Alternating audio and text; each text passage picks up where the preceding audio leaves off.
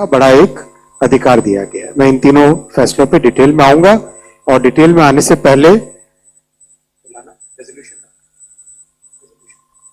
Detail में जाने से पहले जो एक महत्वपूर्ण रेजोल्यूशन पास किया आज कैबिनेट में, उसको मैं आपके सामने पढ़ना चाहूंगा। आज यूनियन कैबिनेट ने हमारे स्पेस के बहुत बड़े अचीवमेंट पर एक प्रस्ताव पारित किया है। आईएसएस से ग्रुप कैप्टन शुभांशु शुक्ला की वापसी पर मंत्रिमंडल ने एक बड़ा संकल्प पारित किया है, वो मैं आपके सामने पढ़ना चाहूंगा। आज मंत्रिमंडल कई महत्वपूर्ण विषयों के साथ देश की एक महान उपलब्धि से जुड़ी देश की भावना को अभिव्यक्त कर रही है। 15 जुलाई को भारत की अनंत आकांक्षाओं का प्रतिनिधित्व करते हुए ग्रुप कैप्टन शुभांशु शुक्ला अंतरिक्ष यात्रा से सकुशल धरती पर लौटे हैं। ये समूचे देश के लिए गर्व, गौरव और उल्लास का अवसर है। आज मंत्रिमंडल देश के साथ मिलकर ग्रुप कैप्टन शुभांशु शुक्ला के सफलतापूर्वक पृथ्वी पर लौटने का अभिनंदन करता है। उन्होंने इंटरनेशनल स्पेस स्टेशन पर 18 दिन का ऐतिहासिक मिशन पूरा किया है। ये मिशन 25 जून 2025 को लॉन्च हुआ था, जिसमें group captain Shubhanshu Shukla mission pilot के रूप में शामिल हुए थे। इस मिशन के जरिए पहली बार कोई भारतीय अंतरिक्ष यात्री इंटरनेशनल स्पेस स्टेशन पर गया। ये भारत की स्पेस प्रोग्राम का एक नया अध्याय है। ये अंतरिक्ष में भारत की एक बड़ी उड़ान है एवं हमारे स्पेस प्रोग्राम के भविष्य की स्वर्णिम झलक देता है। मंत्रिमंडल इस ऐतिहासिक उपलब्धि के लिए इसरो के साथ वैज्ञानिकों और इंजीनियरों की पूरी टीम को हार्दिक बधाई देता है। उनकी निष्ठा, तपस्या और परिश्रम ने इस सपने को साकार किया है। इंटरनेशनल स्पेस स्टेशन पर रहते हुए ग्रुप कैप्टन शुक्ला ने एक्सियम 4 क्रू और एक्सपीडिशन 73 के सदस्यों के साथ मिलकर अनेक प्रयोग किए। ये इंटरनेशनल स्पेस कोऑपरेशन में भारत की बढ़ती लीडरशिप भूमिका का प्रमाण है। उन्होंने माइक्रो ग्रेविटी से जुड़े कई प्रयोग किए। मसल रीजनरेशन, शैवाल, सूक्ष्म जीवों की ग्रोथ, अंतरिक्ष में फसलों की क्षमता से जुड़े वैज्ञानिक अनुसंधान इसमें शामिल थे। इस मिशन में माइक्रोब्स के जीवन की संभावनाएं और इंसान के क्षमता पर अंतरिक्ष के असर का अध्ययन भी हुआ। इंसान के स्वास्थ्य पर अंतरिक्ष के असर का अध्ययन भी हुआ। साइनोबैक्टीरिया जैसे जीवों के व्यवहार जैसे कई अहम विषयों पर काम किया गया। इन प्रयोगों से अंतरिक्ष में मानव जीवन को लेकर समझ और गहरी होगी। साइंस और माइक्रोग्रेविटी की स्टडी में हम आगे बढ़ेंगे।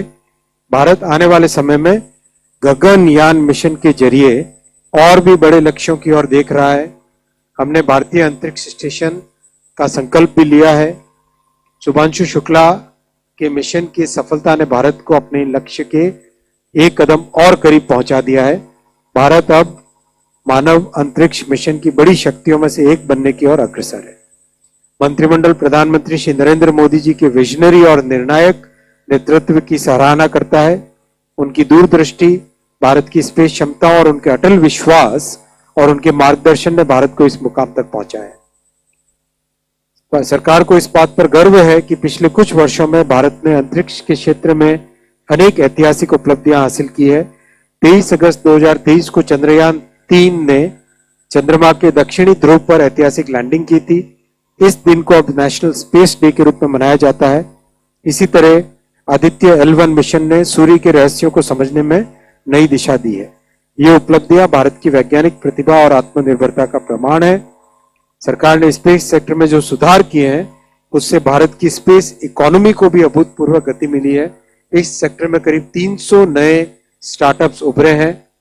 इससे बड़े पैमाने पर रोजगार का सृजन हुआ है। साथ ही इनोवेशन, एंटरप्रेन्योरशिप और टेक्नोलॉजी ड्रिवन डेवलपमेंट का नया इकोसिस्टम तैयार हुआ है।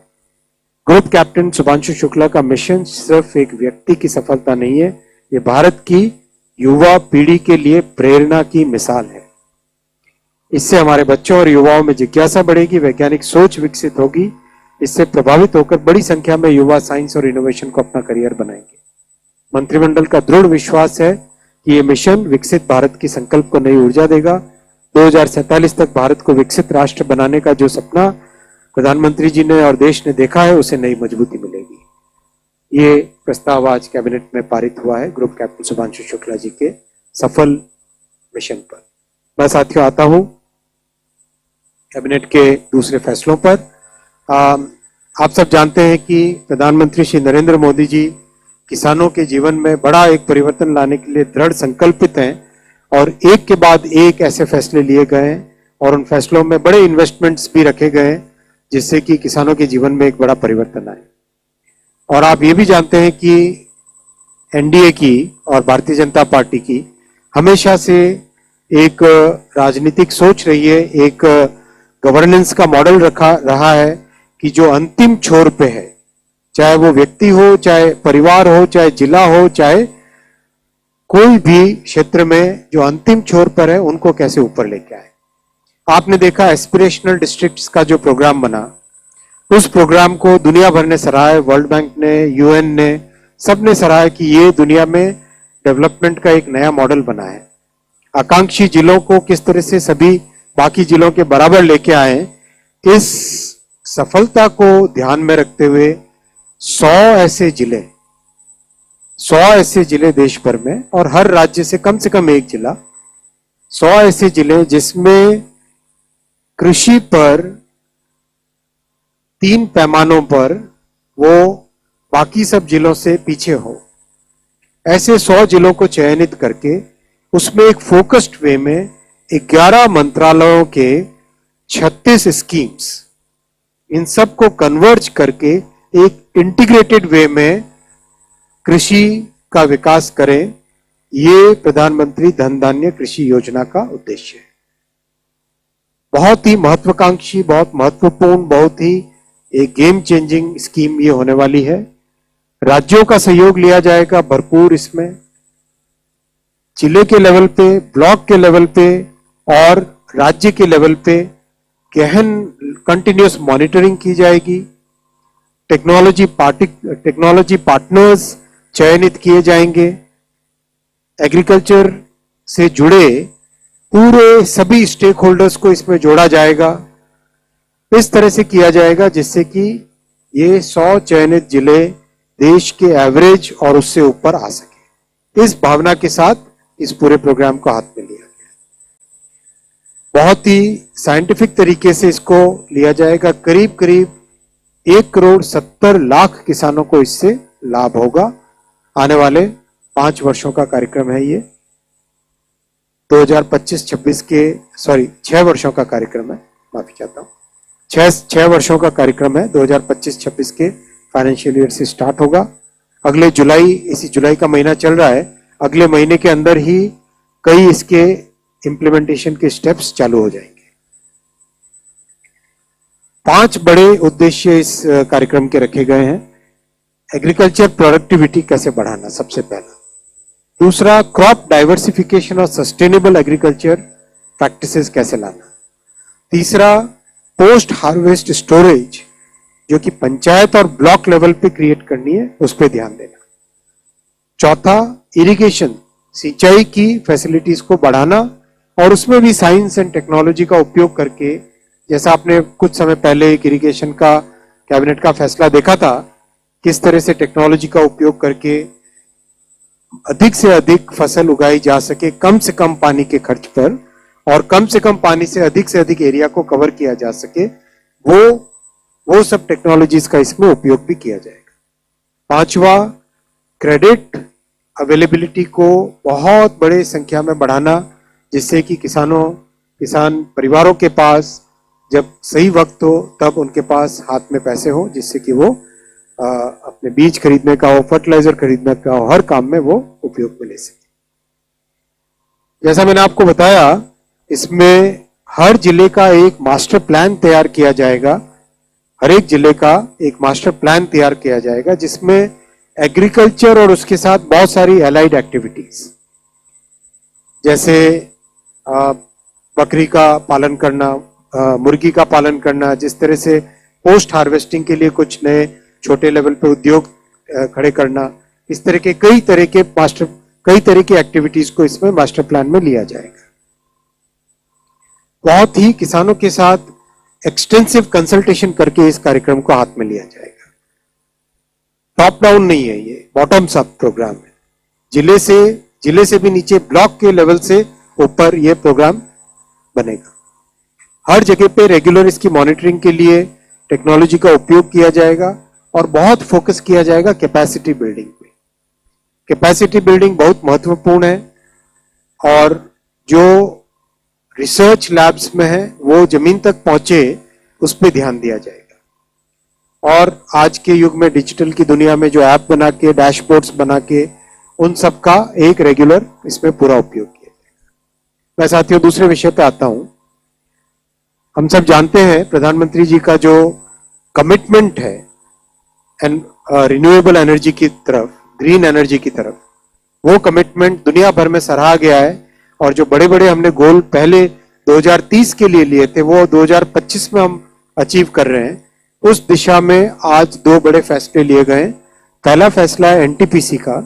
एनटीपीसी को 20,000 करोड़ रुपए तक का इन्वेस्टमेंट करने की छूट दी गई है रिन्यूएबल एनर्जी में। उनको एम्पावर किया गया है रिन्यूएबल एनर्जी में इन्वेस्टमेंट करने के लिए। एनटीपीसी की जो ग्रीन कैपेसिटी है 6 गीगावाट है अभी, इसको 26 गीगावाट करने का संकल्प इसमें है सम्मिलित, और 2032 तक 60 गीगावाट करने का इसमें टारगेट रखा गया है। और एनटीपीसी की बहुत एफिशिएंटली काम इसमें हो रहा है। इनका जो स्ट्रक्चर है वो स्ट्रक्चर इस तरह से है, एनटीपीसी टॉप लेवल पे, होल्डिंग लेवल पे, फिर एनटीपीसी ग्रीन बिजनेस इनकी, जिसमें कई सब्सिडरीज और जॉइंट वेंचर्स हैं, और एनटीपीसी रिन्यूएबल्स करके एक सब्सिडरी है, उसका major focus green field capacity addition पे रहेगा। तो ये एक बहुत बड़ा महत्वपूर्ण फैसला है देश में ग्रीन एनर्जी को बढ़ाने के लिए। वैसा ही फैसला लिया गया नेवेली लिग्नाइट कॉर्पोरेशन के लिए 7,000 करोड़ रुपीस का इन्वेस्टमेंट का अप्रूवल किया गया है। और इसमें रीस्ट्रक्चरिंग भी है एक तरीके से कि जो प्रोजेक्ट्स एनएलसी में ऑलरेडी हैं उनको एक सब्सिडरी में ले जाके फिर एक फोकस्ड वे में, जैसा आपने एनटीपीसी के केस में देखा एक फोकस्ड सब्सिडरी है ग्रीन बिजनेस के लिए, वैसे ही एनएलसी नेवेली लिग्नाइट कॉर्पोरेशन के लिए भी एक फोकस्ड सब्सिडरी बने। और 10 गीगावाट एनर्जी का इसमें टारगेट रखा गया है 2030 तक। हम भारत में बहुत बड़ा एक माइलस्टोन अचीव किया है। 50% भारत की पावर जनरेशन कैपेसिटी आज नॉन फॉसिल फ्यूल से हो गई है। और ये टारगेट 2030 का था। 2030 का टारगेट 2025 में अचीव कर लिया गया है। मैं पिछले डावोस में एक बार ऐसे ही किसी ग्रुप में मैंने क्विज रखा था कि आप अंदाज लगाइए भारत की generation capacity non fossil fuel की कितनी है। लोग आश्चर्य करते थे जब उनको 42% बताया। बहुत बड़े समृद्ध देश भी इतना लेवल अचीव नहीं कर पाए जो भारत ने अचीव किया है। और अब वो डावोस में 42% का आंकड़ा था, अब 50% हो गया है, जो कि बहुत देश के लिए एनवायरनमेंट के पॉइंट ऑफ व्यू से, नए रोजगार सृष्टि के पॉइंट ऑफ व्यू से, मैन्युफैक्चरिंग में कॉम्पिटिटिवनेस के पॉइंट ऑफ व्यू से, हमारे स्वास्थ्य के पॉइंट ऑफ व्यू से, और एक साधारण नागरिक के जीवन में एक स्थायी परिवर्तन आने वाले समय तक रहे, उस पॉइंट ऑफ व्यू से ये बहुत महत्वपूर्ण फैसला है। इस लैंडमार्क अचीवमेंट से संबंधित दोनों कैबिनेट के फैसले थे, इसलिए आपके सामने ये रखा।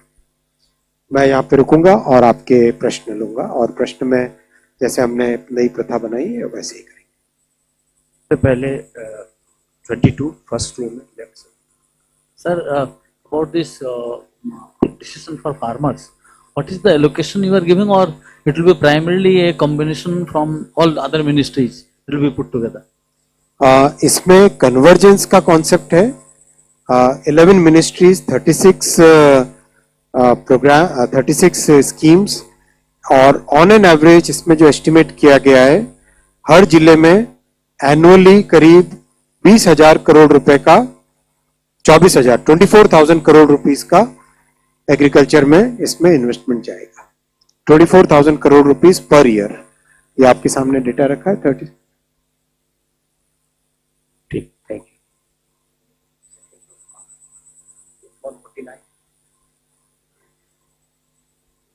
निर्धारण कैसे करें, क्या पैमाने होंगे जिले के निर्धारण में? 3 पैमाने हैं इसमें, लो प्रोडक्टिविटी, मॉडरेट क्रॉप डेंसिटी और तीसरा बिलो एवरेज क्रेडिट पैरामीटर्स।